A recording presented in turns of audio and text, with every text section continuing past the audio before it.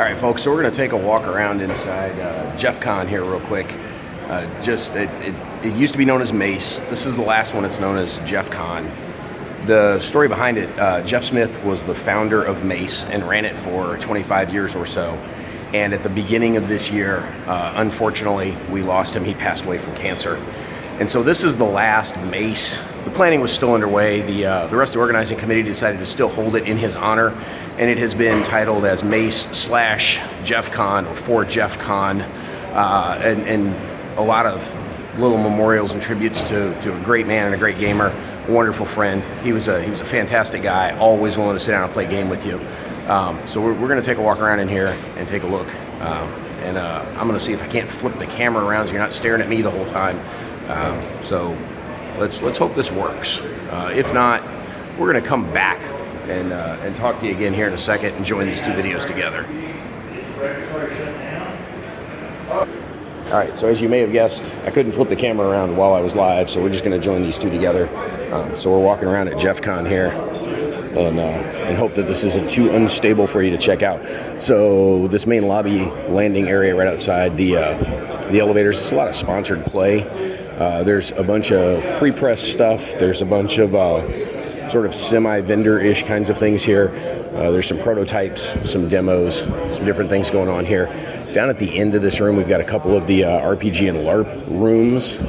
And so there's some quieter play in some of those. This room is actually the arts and crafts kind of room. So a whole lot of paint and take and folks doing a variety of crafting in here with a whole lot of different mini stuff going on.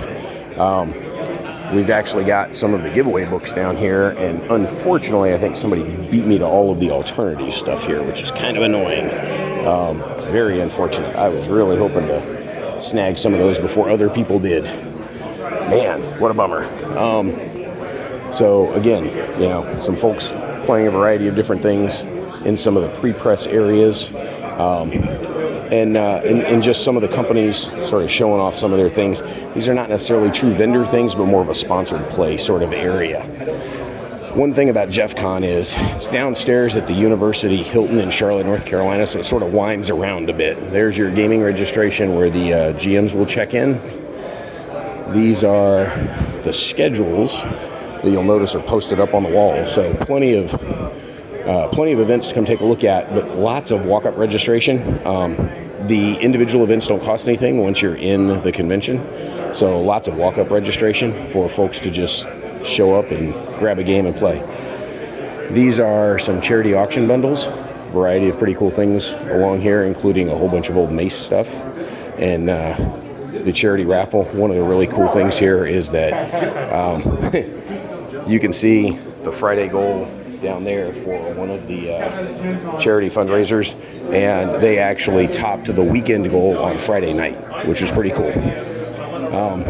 Do have a small munchie stand here. It's mostly well, it's pretty much all junk food, because that's what you get at a convention, is you get junk food.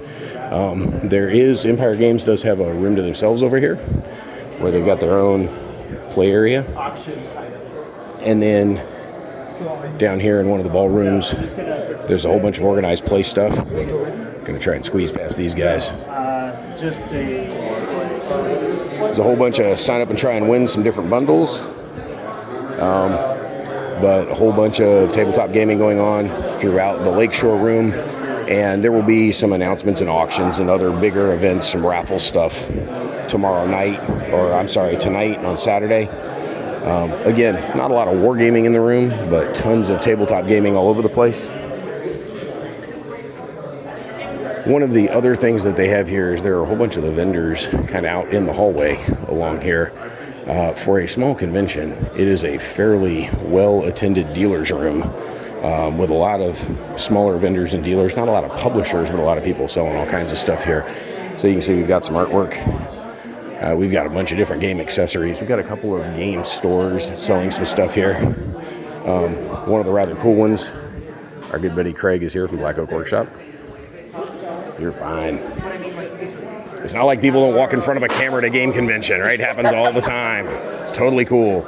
A couple of book folks. All kinds of accessories. There's our one game retailer over here. Lots of different prints. A variety of really good artwork around here that you can find. And then we're back out in our main hallway. So this university ballroom has actually been divided into 5 separate rooms, and they're all pretty full of gamers, gaming all kinds of stuff. So lots of RPG stuff. Down here, we sort of wander our way along. One problem with the compartmentalization is that with all these extra walls, the noise really bounces off the walls a lot. So again, a couple more tables full of folks mostly role-playing stuff. Down here in University C, this is actually where we are. So you can see the Dragoons. We made a bit of an obnoxious presence of ourselves, but also pretty loud in here. So we had some BSG going on here the other night. Now we've got a variety of different games going on in our room here. So Dino Genesis. We do have the Battletech guys parked next to us, so there's always a ton of Battletech stuff going on the big table here, as well as some smaller games towards the back. But there's our buddy BB Mike teaching Commands and Colors Tricorn, teaching the American Revolution there. There's a couple of more of the university ballrooms down the hallway here. One of the really nice things, this is a fantastic facility. I mean, it's a really nice facility. So there you can see our layout with open demo area that we walked through, the craft area. We saw the lakeshore rooms. There's where the dealer's room is. These are the university rooms, the university ballrooms that we're walking through. A lot of role-playing stuff. Mace has always had a very big tie-in with the role-playing community over the years and have sponsored a lot of Adventure League types of events, among other things. So it is unfortunate that the final Mace is in fact the final Mace. But one of the things that there's been some signs around here, and I'm going to go try and walk over and find one of them. There is another organization that is taking over this time slot in the calendar. So Veterans Day weekend in the Carolinas for a long time has been, Mace, run by Jeff Smith. So there's a new organization that will be Mythic Con, is what they are calling themselves. So Mythic Con will be taking over this time slot starting next year. So there's our sign announcing it. So whether or not the Dragoons will be back, we'll have to see. But for now, we're at JeffCon. We'll show you some more later in the weekend. But this is us for right now with a quick walk around a small but thriving game convention here in Charlotte, North Carolina.